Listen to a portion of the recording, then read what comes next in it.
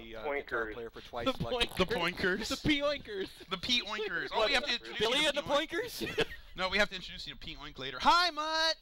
Oink and the Beebles. Hi, how are you? Good. How are you?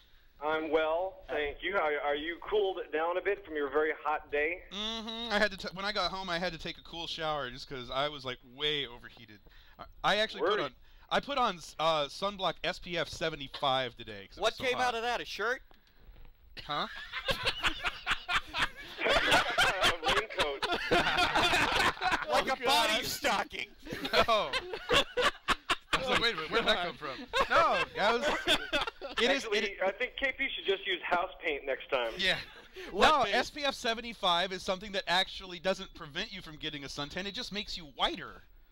Like you need that. Yeah, you don't need that. It untans you. Dude, Vanilla Ice is hip compared to you. Wait a minute. Took the Mexican right out of you? That's it, baby. Wait, you're Mexican? See? Wow. Do that again, Blitz. You look so clueless when you do that. Do it again. Just look at the camera like that. Look at that. He's like, huh? But anyway, yes, Mutt. I had to take a shower and stuff, but I'm all cooled off now. It was hot. Good, because I could smell you from here. No, I'm just kidding. But anyway, we actually went to the Wizarding World of Harry Potter.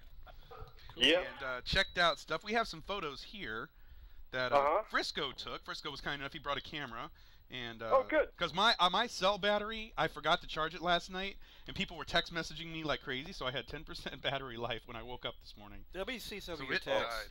KP, let go of my child. No, sorry. But anyway, I put the $500 in the briefcase. so we have some photos to show, and we will share those with And here's the first photo we took. So what we are going to be showing, the first thing is before you get there, part of Lost Continent is still there, and the mer griffin. It's the sea griffin. Yeah, M-E-R. It's like mermaid, only it's a griffin. So why is he in a barrel? That's armor. That's armor. Okay. Yeah. Actually, I do have to cut this relatively short. I'm going to go about maybe 5-10 more minutes. Okay. But yes, the weekend. This is kind of the accidental opening for Harry Potter's Wizarding World of Harry Potter, and it was very impressive. I was totally speechless as I visited this location. So what they're seeing now, they're actually seeing the street of Hogsmeade with all of the snow on the roofs. That's such an oxymoron. Now that is a shot of Hogwarts Castle. As you walk through the town, you go up to Hogwarts Castle. That's the view. Okay, why is there a snowman there? Because it's snowing in Hogsmeade. Not in this heat. Now, I've only seen a couple of the movies. I only saw the first two, so I was out of touch with a lot of the details. Yep. Now I really want to go back and watch all the movies because I was just completely blown away. Well, just so you know, they're nothing like the book. The book has words. All right, so what they're seeing right now... I don't think that ever matters. What they're looking at now, they're starting... This is the entry to the castle. So some of the sculptures that are in the entryway to the castle. This is the Mirror of Erised is there. Now, yeah, just to let you know, these are not based on the books. The theme park is completely based off of the movies alone. So what they're looking at now, this is the greenhouse where the mandrakes grow. Okay. And there are the mandrakes. They actually, if you look, they have little faces. Do they scream? They can probably scream. There are a lot of speakers and things that are being routed everywhere. Wow. But you cannot touch these. They're behind that. They're behind that fence. Don't touch. But if you take a look, like I said, they're growing and they're mandrakes. This is going into the entry outside of the greenhouse. Right.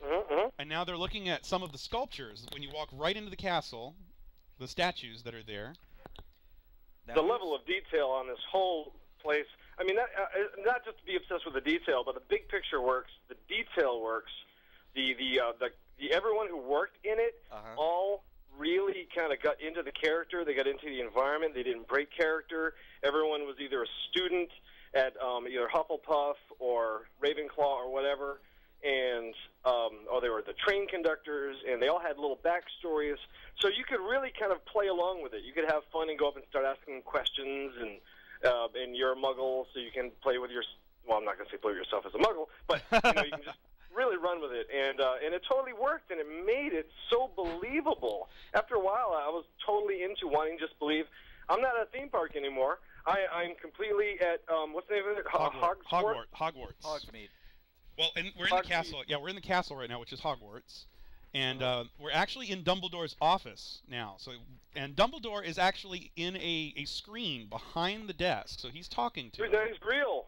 He's there. So he's like one of the pictures behind the. Yep. And now we're starting to look at all of the paintings, and in the hallways, these paintings talk to you, and they're talking to each other.